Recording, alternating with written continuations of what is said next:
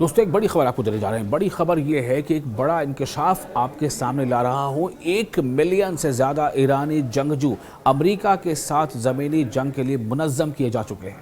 یہ بہت بڑی خبر ہے، چونکہ آپ کو یہ میں نے بتایا تھا کہ کس طرح سے وہاں پر چل رہی ہے باتیں کہ 3000 مرینز آ رہے ہیں، 4000 مرینز آ رہے ہیں۔ پینٹاگن اور امریکی جو ہے وہ ٹروپس بھیج رہا ہے۔ کتنا بھیج پائے گا؟ 3000، 4000، 5000، 6000، لیکن ایران کا کہنا ہے کہ ہم 1 ملین یعنی 10 لاکھ فوجی ہے جو ہم تیار کر چکے ہیں۔ آپ کی پوری تفصیل آپ کو بتا رہے ہیں، آپ کا میزبان میں ہوں وصال اعظم۔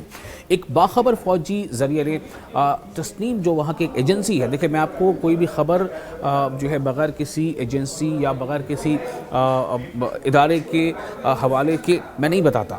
میں چاہتا ہوں کہ جو بھی جانکاری ہو، اس میں سنسنی نہیں ہے، بلکہ جو جانکاری وہ آپ کو میں آپ کے سامنے شیئر کر رہا ہوں۔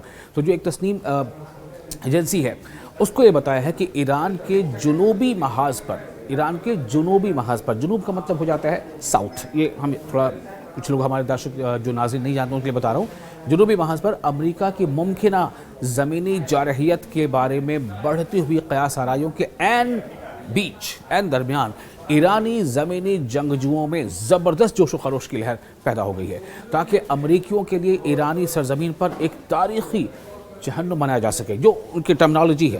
مطلب ان کا یہ کہنا ہے کہ اگر ہم پر حملے کرنے کے لیے امریکہ زمینی فوج بھیج رہا ہے، اور وہ زمینی فوج اگر ایران میں داخل ہوتے ہیں تو ان کے لیے وہ ایک جہنم ثابت ہوگا۔ وار ہے، جنگ ہے، ایسے الفاظ کا استعمال ہوتا ہے کہ ان کے لیے ان کا کہنا ہے کہ ہم امریکی فوجوں کے لیے اس علاقے کو جہنم بنا دیں گے، یعنی کہ ان کے لیے وہ واپس نہیں جا سکتے۔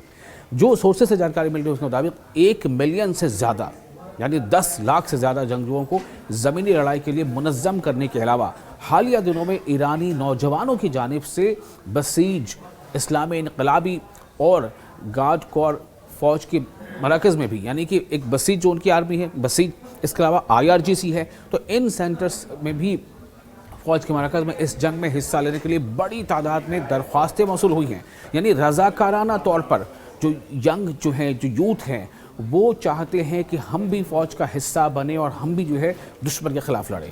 تو ایک تو ان کے پاس پہلے سے ہی اتنی زبردست تیاری ہے، کل ملا کے جو الگ الگ ان کی جو ونگز ہیں ان سب ونگز کو ملا کر کے تقریباً 10 لاکھ یا اس سے زیادہ جو ہے ان کے پاس زمینی فوج ہے، فوجی ہیں لڑنے والے، اور اس میں اب جو نوجوان ہیں وہ بھی چاہتے ہیں والنٹریلی، رضاکارانہ طور پر کہ وہ بھی چاہتے ہیں شامل ہونا، اور ایران کے خلاف جو دشمن ہیں ان سے نبرد آزما ہونا چاہتے ہیں، ان کو سبق سکھانا چاہتے ہیں۔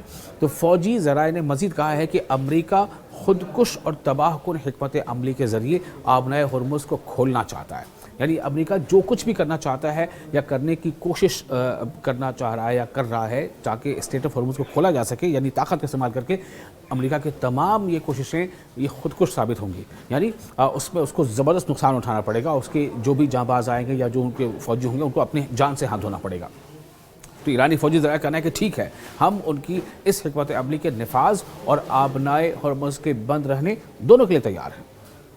تو امریکہ اور اسرائیلی حکومت نے آپ کو پتا ہے کہ کیا ہوا تھا، حالات کیا بنے تھے۔ ابھی آپ سمجھ لیں کہ لگ بھگ جو خبریں آتی ہیں اس کے مطابق لگ بھگ 2000 بڑے بڑے شپس الگ الگ ملکوں کے وہ جو ہیں آبنائے ہرمز کی دوسری جانب کھڑے ہیں، ان کو آبنائے ہرمز ہو کے گزرنے نہیں دیا جا رہا ہے، کیونکہ ایران نے اس پر قبضہ جما رکھا ہے۔ یہ اسٹریٹجی ہے جنگ میں امریکہ سے لڑنے کی، امریکہ اور اسرائیل سے لڑنے کی ایک اسٹریٹجی ہے۔